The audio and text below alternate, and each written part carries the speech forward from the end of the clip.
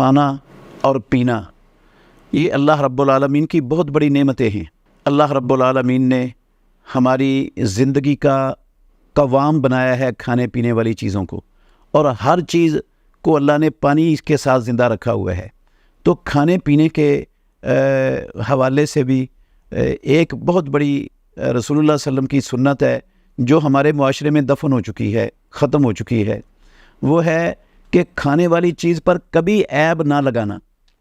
اگر کوئی عیب والی چیز ہے، سالن میں مرچیں زیادہ ہیں، نمک زیادہ ہے، تو بندہ نہ کھائے، چھوڑ دے اس کو۔ اگر وہ صحیح نہیں پکا ہوا تو چھوڑ دے، لیکن اس پر عیب لگانا یہ رسول اللہ صلی اللہ علیہ وسلم کے طریقے کے خلاف ہے۔ حضرت ابو ہریرہ رضی اللہ تعالیٰ عنہ کہتے ہیں کہ رسول مکرم صلی اللہ علیہ وسلم نے کبھی زندگی میں کھانے والی چیز پر عیب لگایا ہی نہیں۔ اگر آپ کو وہ چیز چاہتے اچھی لگتی تو آپ کھا لیتے، اگر پسند نہ ہوتی تو رسول مکرم صلی اللہ علیہ وسلم چھوڑ دیتے، اس پر کبھی عیب نہیں لگاتے تھے۔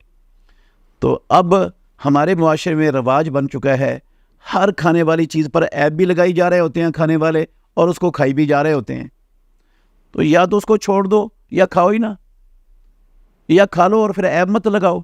تو یہ طریقہ امام الانبیاء محمد الرسول اللہ صلی اللہ علیہ وسلم کے عمل کے، پیارے پیغمبر کی سنت کے بالکل منافی ہے کہ ہم اس کو کھاتے بھی جائیں اور عیب بھی نکالتے جائیں اس کے۔ اگر نہیں کھانا تو عیب مت لگائیں، چھوڑ دیں اس کو، پسند نہیں ہے تو، اور اگر پسند ہے تو پھر عیب مت لگائیں اور اس کو کھا لیں۔ اللہ تعالی ہمیں رسول مکرم صلی اللہ علیہ وسلم کے اس عمل کو بھی اپنی زندگی میں لانے کی توفیق عطا فرمائے۔